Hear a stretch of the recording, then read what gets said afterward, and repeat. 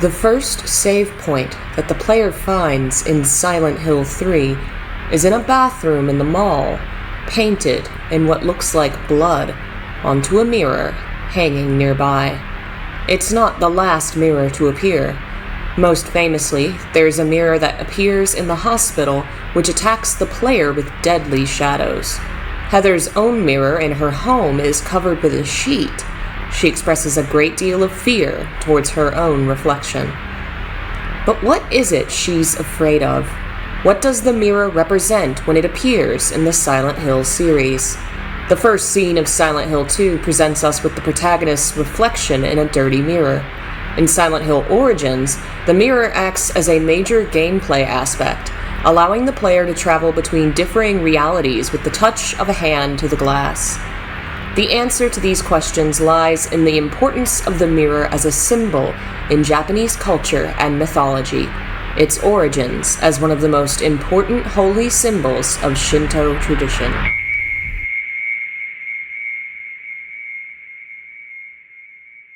Nearly every Shinto shrine has a mirror in a place of honor. They're circular and carved with symbols and artwork upon the back, reflecting a perfect reversed image of the world before them. It is that perfect reflection which Shinto tradition views as holy, the power to reveal the truth of the world, its clean surface representing the stainless mind of the kami, the spirits and gods of Shinto tradition.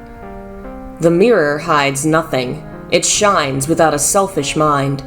Everything good and bad, right and wrong, is reflected without fail. The mirror is the source of honesty because it has the virtue of responding according to the shape of objects. It points out the fairness and impartiality of the divine will.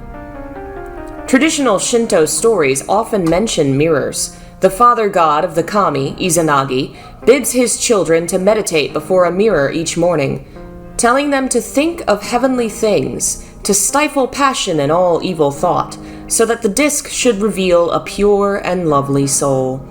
The most famous story is that of Amaterasu, sun goddess and central figure of Shinto, hiding in a cave after being insulted by her brother.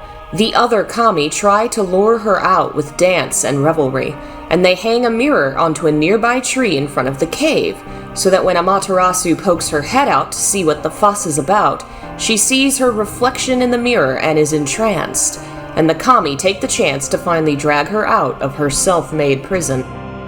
This mirror became one of the imperial regalia, treasures of the imperial family said to have been passed down from Ninigi, the great ancestor of the family and the grandson of Amaterasu. She gave him the mirror and told him to honor and worship the mirror as her spirit.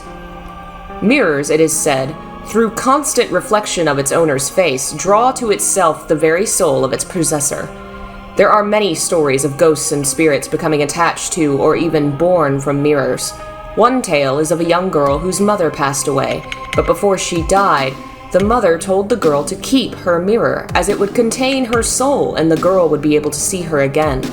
Other tales speak of mirrors containing spirits which could be spoken to and had powers of foresight. The mirrors, as a reflection of the world, were said to have power over what fell into that vision.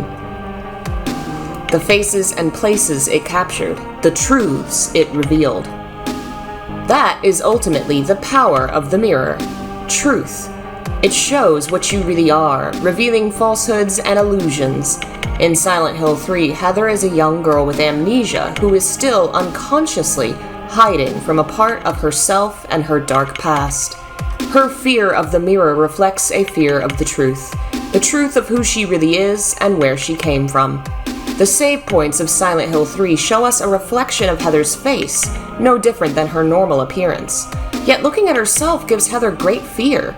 She knows subconsciously there is more to the person in the mirror than she remembers, and that lack of knowledge and what it might lead to frightens her. The mirror in the hospital reflects this fear, her own reflection becoming blackened by shadows which reach out of the mirror to her real body. The images in the mirror changing the reality they reflect, ending in her death if the player does not escape the room. Silent Hill 2 also uses mirrors to show the truth in two major scenes. The first time we meet James, we see his reflected face first as he stands and meditates in the bathroom outside Silent Hill. He doesn't speak at first. He waves a hand in front of his face as if questioning if he's really there. The reflected image comes before he walks outside and starts telling the false story about Mary and her death, before he starts lying to himself and to us. The mirror reflects the truth, a man who just committed murder and is now repressing the memories. For a short moment in that scene, we see James as he really is, before he walks out of the bathroom and away from his reflection. Another major scene with a mirror is in the apartments with Angela. It's a giant mirror across a wall and appears during the first scene in which Angela carries her knife. When James first met her, she was in the graveyard, talking about her mother, worried about entering the town. Her attitude is entirely different here. She's forceful, blunt, and not afraid to attack James verbally. She seems to have returned to her normal self, remembering her crime and what brought her to the town, before she stands and moves away from the mirror. She returns to being frightened and talking about her mother, leaving her knife with James. Outside of the reflection, the lies return. The false image falls back over her until the end of the game. Mirrors represent truth. They reflect who we really are. But they are also doors to another world, long believed in many cultures to connect to a realm outside our own, to the Fey world or otherworld. Origin's use of the mirrors as portals to Silent Hill's otherworld is easily comparable to these stories, where the placid reflection of a lake or surface of a mirror could lure someone into another world they may never escape from. It could also steal your soul, much like stories of cameras being able to take your soul by taking an image of your body. The mirror, too, was often said to be able to steal away the souls of those who looked within. Seeing a clear copy of yourself in an image or reflection has long led to the fear that something or someone could steal a part of ourselves or take our place. The town of Silent Hill is in many ways a mirror.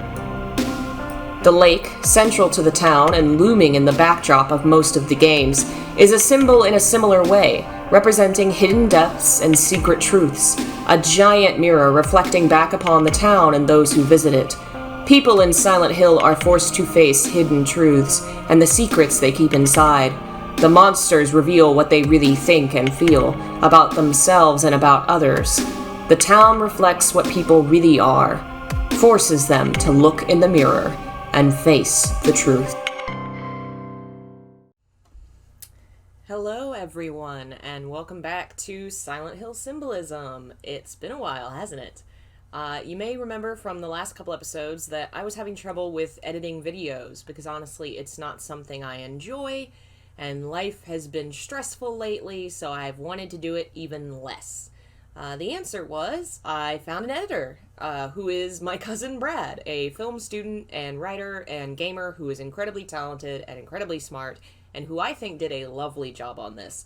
This was his first video, first time he's ever used Vegas. It's amazing, and I can't wait to see where we go from here.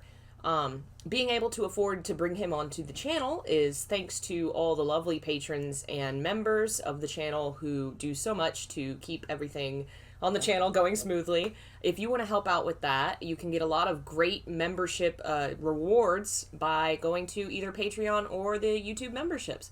For as low as 99 cents a month, you can get stuff like behind the scenes videos, extra essays, free access to books, all kinds of stuff that is available to you. And the link in the description shows you everything.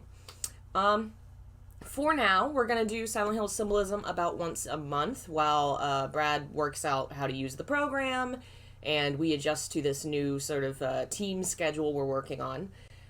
To celebrate the fact that it is now back, all my books are on sale. Paperbacks and ebooks are 50% off. Hardbacks are 25% off. So please take advantage of that while you can. And yeah, I think that's everything. Please let us know what you thought of the new editing, and be gentle. It is his first video, but I think he did a pretty lovely job. The music was also made by him, composed by him, which I think is quite lovely. Be sure to check the description for links to his works as well. He does have some published books and a Twitter that you can follow.